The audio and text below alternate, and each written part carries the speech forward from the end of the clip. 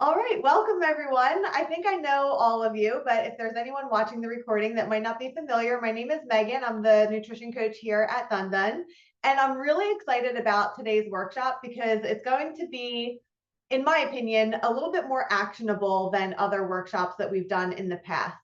So, like I mentioned before we started recording, make sure you have access to the workbook that you either were emailed or you might have picked up the hard copy in the gym. If you don't know what I'm talking about, or if you can't find it, don't worry. Just grab a blank piece of paper so that you can jot down some notes as we go through, because I am going to be asking you specific questions to reflect on, and that'll be really handy for you. All right, so of course, you know that we're partnered with Healthy Steps Nutrition for our nutrition coaching program. We believe something as fundamental as nutrition shouldn't be complicated, which is why we focus on a simple habit-based approach.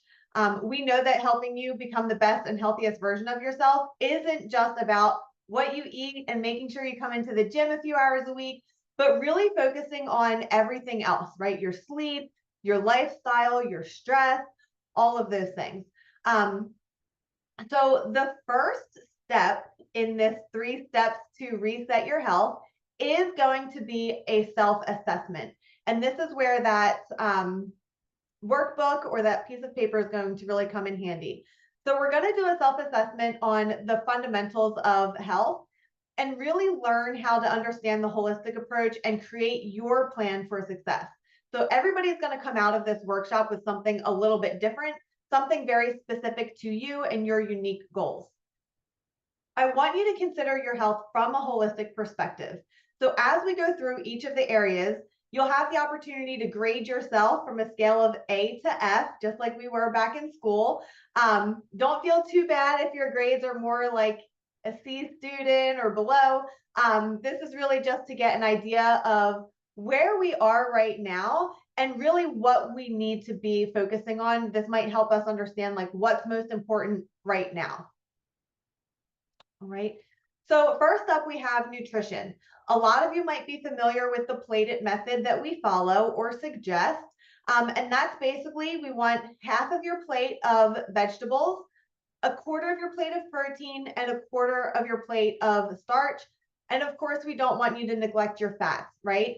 So this is just an example, but as close to this as you can be in each of your meals and your snacks as possible, right? So we want you to actually start thinking of your snacks as more intentional and deliberate and start treating them and composing them more like you would a meal, more so than just aimlessly grabbing whatever it is that's available to you.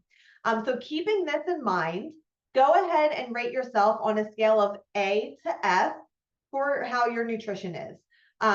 Please include anything that you do on the weekends, not just what you do Monday through Friday when your week might be a little bit more structured. So I'll give you a second to go ahead and do that.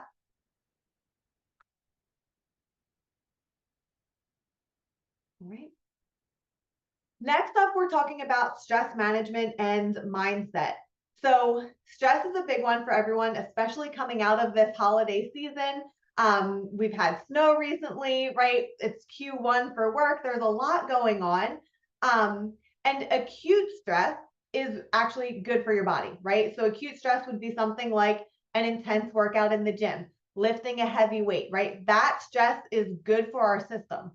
However, when you're under chronic stress, that can really do some damage, right? It can compromise your immune system. It can increase your risk of chronic disease. It can interrupt your sleep. It can make it harder to lose weight. So when our stress levels are high all of the time, we're constantly producing a hormone called cortisol. That is our body's stress hormone. We need cortisol. That's what keeps us alert and active and ready to respond to things. But when we're in this state of acute stress, so work stress, family stress, over exercising, not getting enough recovery, right? All of those things, they compound and those can affect our cortisol levels and make that pattern more irregular. When we talk about stress management, we have to also talk about self-care and really making sure that we're taking our power back and pressing pause on some of these things that are causing us stress, right? So making sure that you're not running yourself into the ground or running on fumes 24/7, right? We're all going to have a day like that. We're human, maybe even a period of time, but we want to make sure that we're not staying in that forever. So if you have stress in your life right now, consider how you're managing it. Are you practicing any sort of mindfulness or meditation technique? Are you journaling? Do you have any positive affirmations that help you get through stressful times? Do you have a support system that can not just listen to you while you vent, because that can be helpful, but if we do it too often, it's just getting us all worked up, right? So consider all of these things. So consider your stress levels, and then also consider the stress management techniques that you have access to and that you implement. And go ahead and rate yourself again on a scale of A through F in this area. I'll give you a second to do that.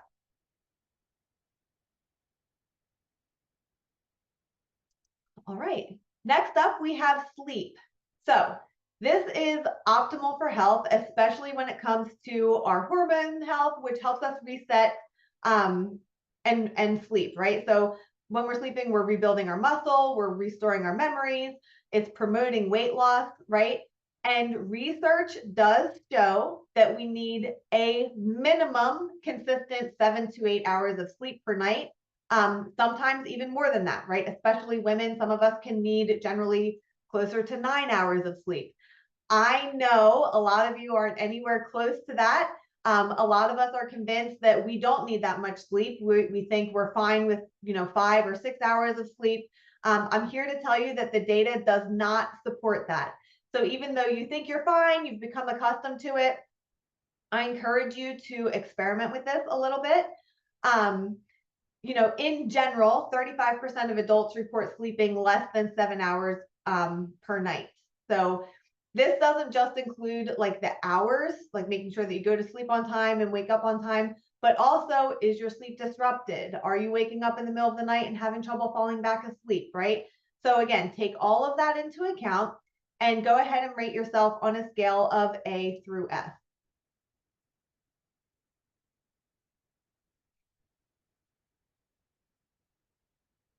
Next up, we have exercise. So obviously, we all know that in general, it's recommended to get about 30 minutes of daily movement per day.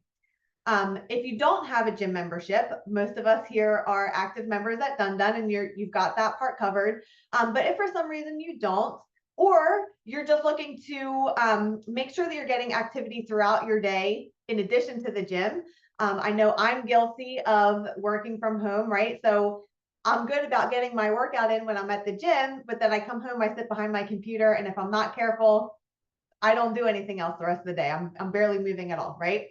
So research shows that even a 15-minute walk after meals can significantly improve your blood sugar levels. Even smaller than that, there's a new thing that people are focusing on. They're calling it exercise snacking, which is basically these quick, like 5-minute bursts of exercise, whether it's lifting weights or going for some, like a quick walk around the block. Broken up throughout your day like that can be also helpful as well. And that also does add up over time. Next thing you know, you've got your 30 minutes in, right? Also taking a walk outside, if you bundle up because it is cold out these days, offers great benefits, right? There's a lot of research supporting nature therapy. And again, take advantage of that by breaking up your day a little bit. And then of course, we can't leave here without talking about the benefits of strength training. We want you doing that at least 3 times per week. Some of you might be familiar with Dr. Gabrielle Lyon. She wrote a book, I think it was last year or maybe the year before that. The book was called Forever Strong. And she talks about the fact that we don't have an obesity problem here in the US. We have an under muscle problem, meaning people don't have enough muscle to sustain what they want to be doing, right? To help with the glucose, to help with all of that, to make sure that we're not putting ourselves at risk for chronic disease, especially as we age. So again, consider, are you getting in your 3 strength exercises per week? Are you moving at least 30 minutes throughout your day? And are you moving outside of your traditional workout? So take all of that into consideration and go ahead and rate yourself again on a scale of A through F.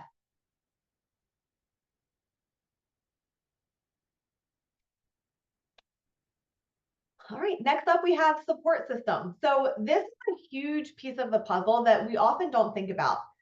Again, research shows that we are the average of the 5 people we spend the most time with. So take a second and think about, who are those 5 people for you? For a lot of us, it's our spouses, our kids, maybe our parents, coworkers, friends, right? Think of all of those people that you spend a lot of time with. What can happen here is that people can unintentionally bring you down to their level. I don't believe this is done maliciously in most cases, but if you're surrounded by people that don't have the same goals as you, oftentimes you'll find yourself bringing yourself down to where they are instead of bringing them up to meet you where you are. That's human nature. So just keep this in mind when it comes to your closest people. I know a lot of women, particularly that I coach, they'll tell me something like, oh, I have a great support system. My husband's awesome. He's very supportive. And then, after a couple of weeks, I find out their husband's always bringing them, treats from like the farmer's market, for example, because it's his love language. It's a gift, right? But unknowingly, he's contributing to you not being able to stick to what you want to be doing, right? So it's having that conversation with those people that love us so much to make sure that we're all on the same page. And then also, if you're sitting here and you're thinking, wow, there's this person and this person and this person that I know are not on the same wavelength, they're not going where I'm going. You can't necessarily cut these people off because maybe they're, again, coworkers, maybe they're close family members. But just keeping that in mind and keeping them a little bit more at like an arm's length, or maybe not sharing so much with them for certain, periods of time, or sharing certain aspects of your life. So taking all of that into consideration, again, go ahead and rate your support system on a scale of A through F. And also, I should also mention, if you're thinking like, oh, I have this support system, they're okay, but I could have, better support, lean into the people at the gym, lean into podcasts, lean into helpful content online, right? All of that does count as well. So think about cleaning up your social media feeds, things like that, and bringing in those positive influences where you can and where you do have access. All right. Next up is lifestyle. So this includes, extracurricular activities, alcohol, daily choices, social outings, things like that. The ultimate goal is to make the healthy choice the easy choice. So for instance, some of us, again, we have kids, we have other people in the house that we live with. So we still have some of those holiday treats and holiday cookies in the house. Maybe they're just on the counter and we find ourselves like grabbing one as we go by. This is more mindless behavior, right? It's not that I don't want you to ever have cookies or I don't want you to enjoy the holiday treats. It's more that I want you to be intentional when you do, right? So I just had a conversation this morning about someone who has things in the house, more processed foods, because it's something that their kids enjoy and they want, and they don't want to completely rid their house of all of this stuff. That's fine.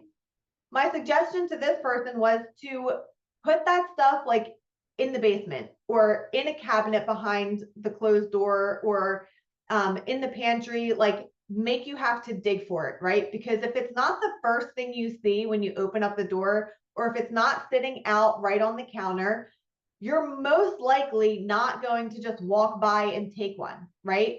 You're going to have to go look for that thing, which means you actually want it. You actually thought about it and you want it, and you're going to take the step to go and dig it out and get it, right?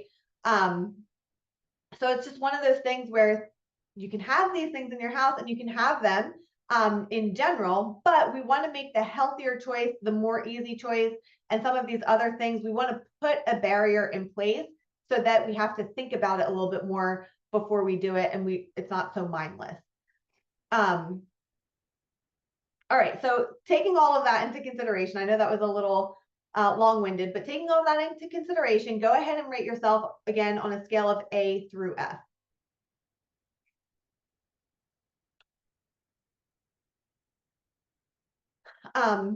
Along the lines of healthy lifestyle, research has shown that a healthy lifestyle brings people an additional 9 years of life. So where 60% of the population has a chronic disease, that's allowing you those years back.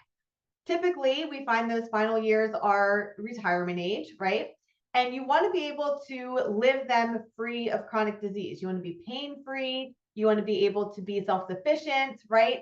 All of those things. So the biggest contributing factors to this research were BMI, which I don't love. A lot of you have already done the STIQ scan, so that gives us a little bit more information to go off of. Activity, so again, that 30 minutes per day. Alcohol, making sure it's in moderation and not too close to bedtime. And then, of course, smoking.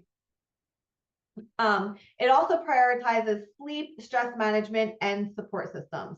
So we want to make the healthy way of life really taking this holistic approach into consideration. And just remember that all of these things influence the other, right? So it's not always that it can be so siloed.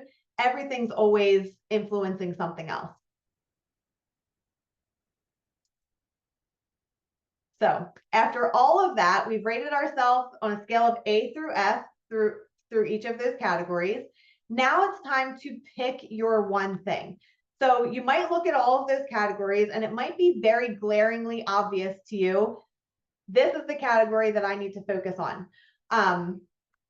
Some of you might be looking at it thinking, oh, there's so much to focus on. How do I pick, right? Pick the thing that is going to make the biggest impact overall, or pick the thing that you think you have the best shot of sticking to consistently, right? And just remember, in today's world of, Amazon Prime and Instacart delivery and all of those things, we want immediate results. We want that instant gratification. We want everything yesterday, right? And so because of that, when we think about, needing to get back on track after the holidays or whatever it is, we go to the extreme. We want to change everything overnight, right? And what that leads to is I'm all in this week and I'm all out next week. And really what we want to make sure is that you pick one habit so that you can stick to it over time. And this time next year, you're not even thinking about it at all, right? And as that one thing becomes more familiar and more ingrained in your personality and who you are, then you can add something else on top of that, right? So it's a good thing to do this self-assessment pretty regularly so that you can see, okay, I've done a lot of work in this area. Now it's time to focus over here, right?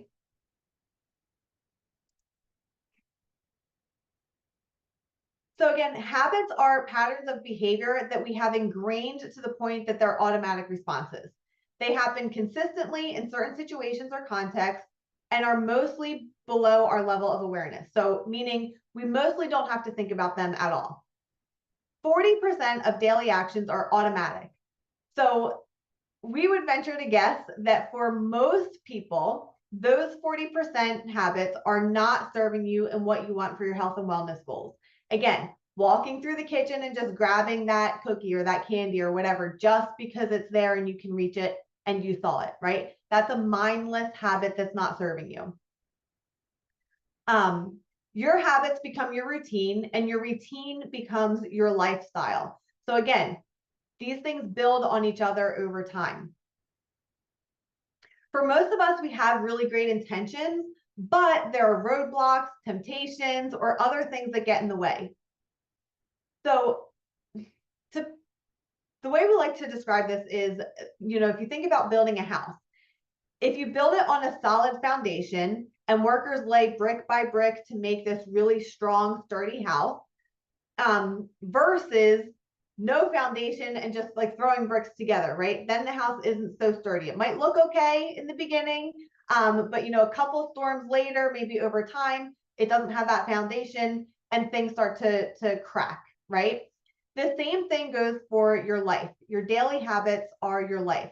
So slowing down and really focusing on one thing will actually speed up your progress, even though it might feel like you're not doing a lot, or maybe you're not doing enough, right?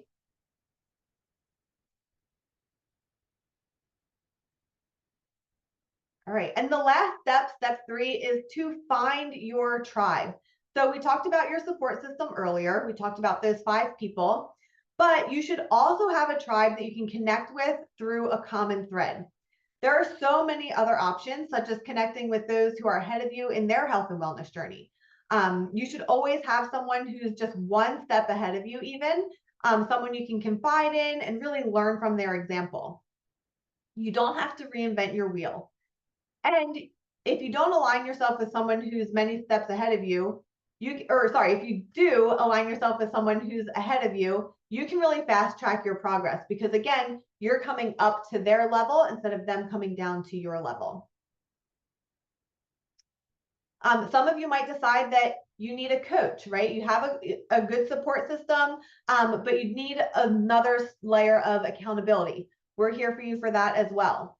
And then also cheerleaders and support systems to encourage you as well. So if you have a goal, if you're looking at your paper now and you have a very clear thing that you want to work on, talk about it.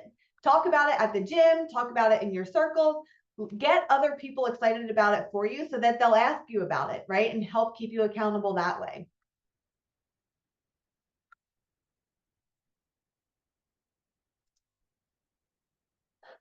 All right, so all that being said, we have 3 core principles here that we focus on. Obviously, we have a whole foods first focus, meaning, again, we want you to have all of your veggies. We want you to be eating meat and carbs. We really want you to make sure that you're getting that balanced meal, which leads us to our next principle, which is a focus on balance of macronutrients. So macronutrients are those proteins, carbs, and fats. And then those micronutrients are the essential vitamins and minerals that you need, that you get from the color on your plate. And then last but not least, limiting the amount of processed carbohydrates and sugar. So there's sugar in everything, right? So being more mindful of what we're consuming, how often we're consuming, and the quantities that we're consuming as well. Again, not to say that you can't have anything that's processed or that has sugar, but again, leaning more on the whole foods first and more often, and not having these other more processed foods so often just because. So as we wrap up, I'd love for you to take a minute or two to kind of reflect on everything that we went over today and see what tips stood out to you the most. You can either just, kind of reflect silently, or you can share your thoughts in the chat, or feel free to unmute yourself if you're here live as well.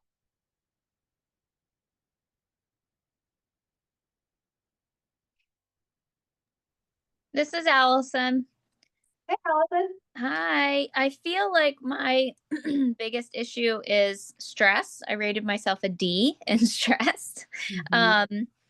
And I think my next thing I want to work on is my sleep. I know that I need the 7 to 8 hours, and I think the trouble that I have is just the way my personal schedule is. I just can't find the time to go to bed any earlier, and what time I need to wake up is what time I have to wake up to get the day started. So I'm going to work on those 2 things the most.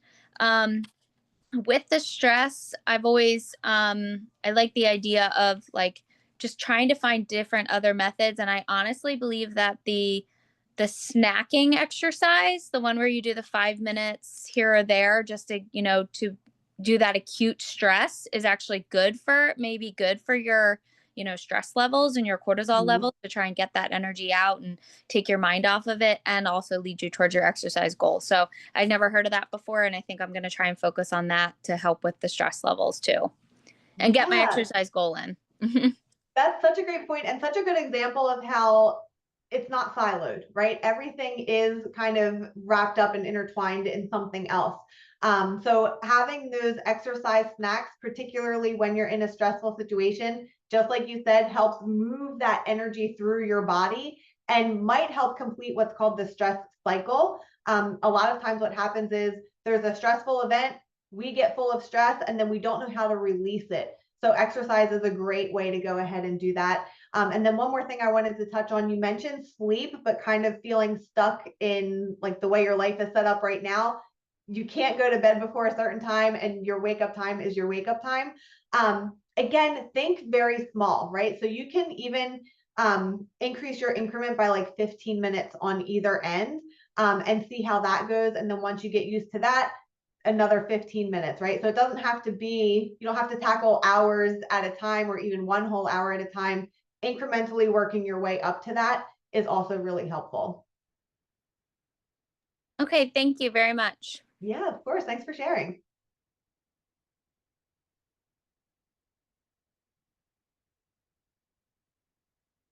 Okay, we do have a couple of frequently asked questions. So why should I focus on one thing at a time? Can't I pick a couple? And really, again, going back to the research, it shows that by focusing on one thing at a time, there's a greater than 80% success rate in maintaining that habit a year from now. Trying two things, even just adding one more thing and trying two things, decreases that to less than just 30%. And if you throw three things in there, it decreases it even more to less than 5%.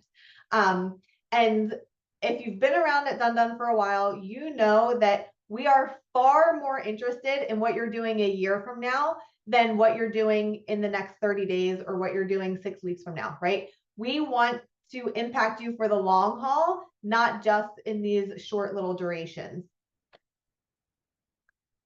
And then what if I'm not losing weight? How do I know if I'm making progress?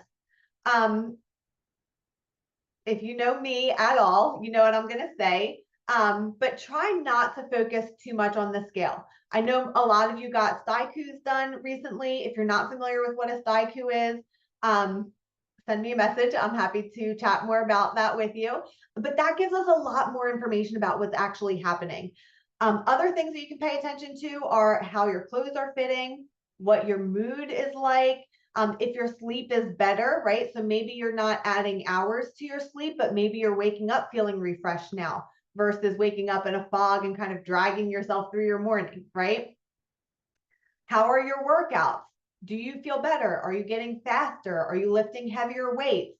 Are you able to be more active in your day to day? Are you playing with your kids more? Are you maybe not taking an afternoon nap like you used to? Are you not having as much caffeine, right?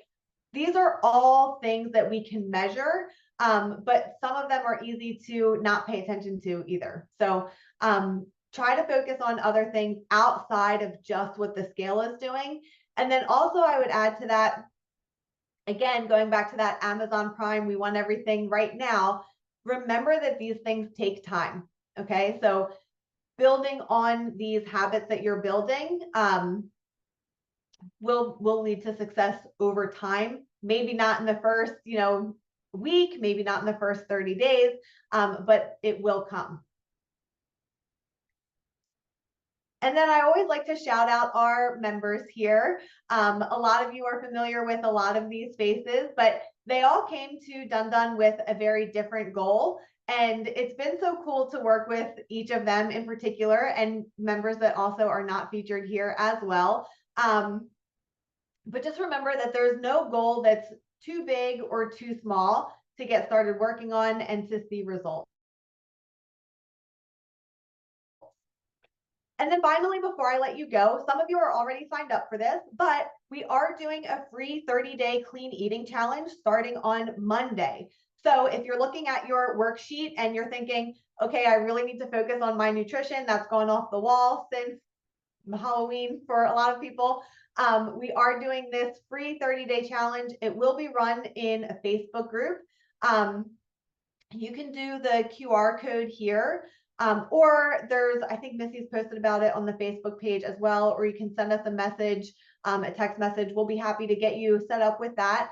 But really it's just accountability, again, creating that community for you, putting you in touch with other people that are on the same path as you, working on some of the same things. So we'll focus on fresh, easy to follow recipes. We'll have a new habit to focus on each week. So really just to give you some ideas of some things that you can be working on. Again, that support and accountability, and then simple tips to bounce back without the added stress.